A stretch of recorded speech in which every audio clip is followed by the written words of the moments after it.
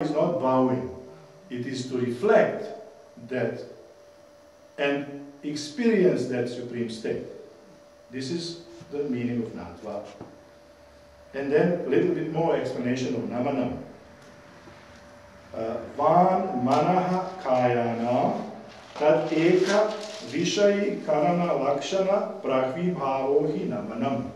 Namanam is Natva, is to bow down. This is Namanam. And so Namanam means, he said, Van manah kayana. So vak, manas, and body.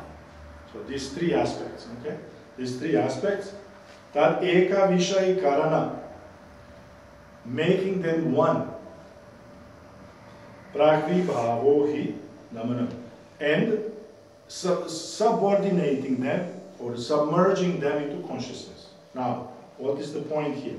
The point here is that in our normal life, the self is always there, but it is very weak.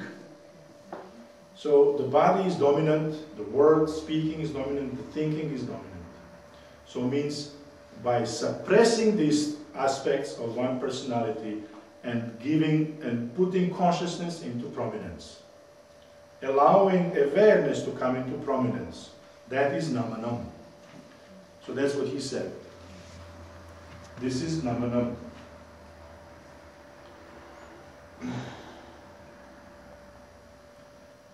Now he said, Mahaprakashatvam cha parameshwarasya mahanutkarshaha tam prati tadupasya kasya buddhi prabhi bhavo hi iti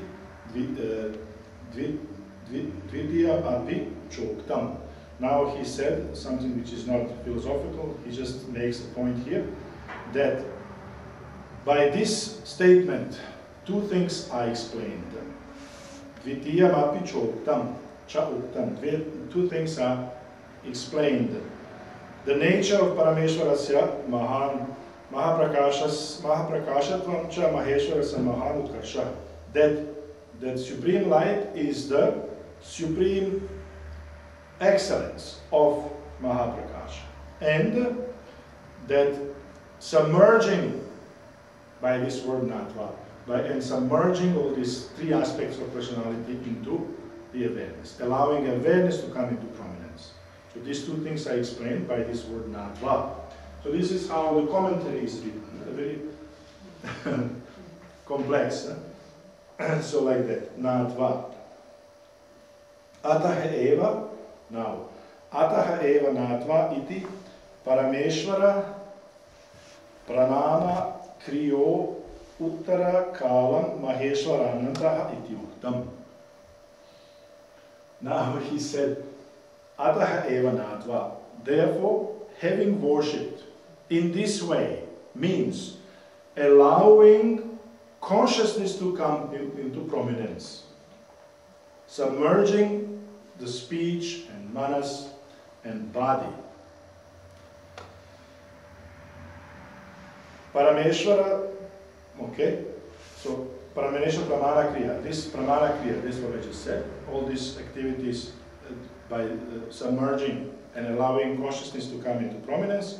Then Maheshwara Ananda, the name is Uttara Kalam Uttam, then is mentioned. So first, the author has to do this, Natva. Not just like that, Natva, bowing, but allowing to get into that state. And then he becomes the author. So this is the point, okay? You understand what I mean? So first, Natva, having worshipped, having allowed this consciousness to come into prominence. And then he begins to write. That's why that name comes after, he said. And Maheshwara Ananda is the name of the author. Sacha Maheshwara Anando Mahartha Manjari Grandhanati. And this kind of Maheshwara Ananda writes Mahartha Manjari, a book called Mahartha Manjari. Now, just one sentence here about Maheshwara Ananda, how he describes that.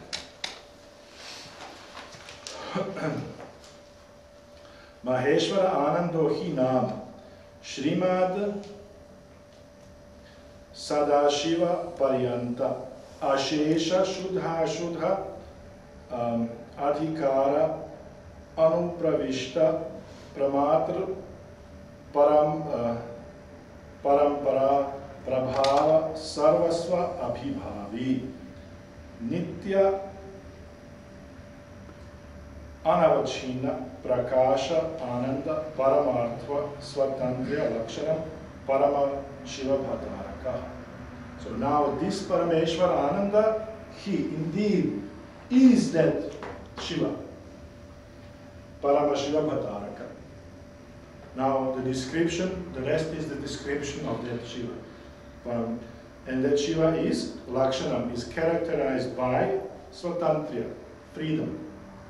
By the freedom of the Paramartha, of the supreme reality, and that supreme reality is Prakasha and Ananda. Ananda stands for Vimarsha, which is Nitya and Avachina, which is Nitya, eternal, and Anavachina, it is uninterrupted, undivided light. And Abhibhavi, and that kind of light, Abhibhavi, suppresses or transcends. What does it transcend?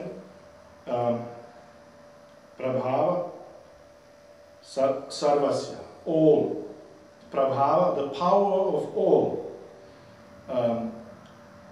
Collection of pramatris.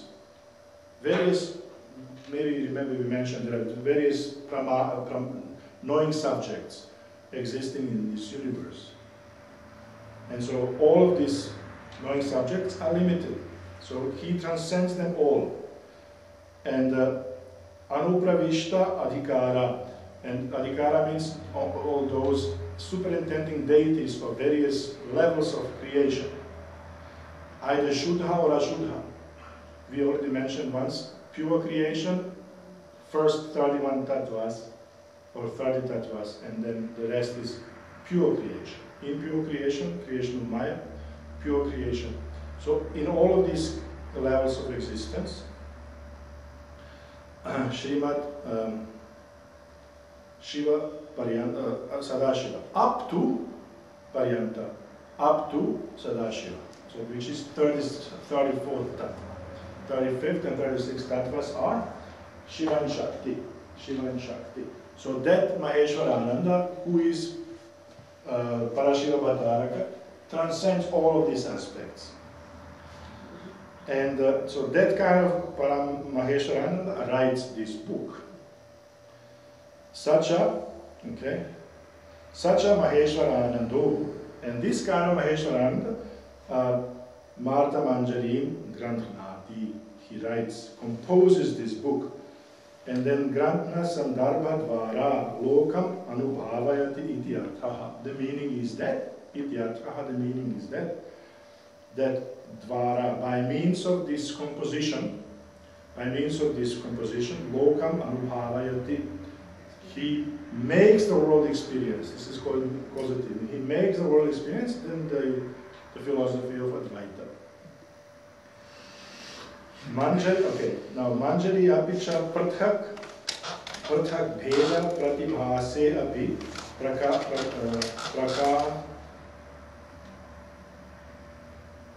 ekakarena anubhuyate.